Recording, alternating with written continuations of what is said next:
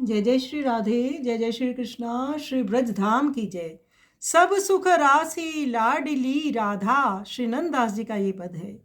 श्री नंददास जी श्री राधे रानी के अपार गुणों का गुणगान करते हुए कहते हैं कि लाडली श्री राधा ही समस्त सुखों की राशि है, जिनके रसवश नित्य ही कुंज बिहारी श्री कृष्ण रहते हैं और जिनका स्मरण करने से अनंत जन्मों की बाधाएं नष्ट हो जाती हैं।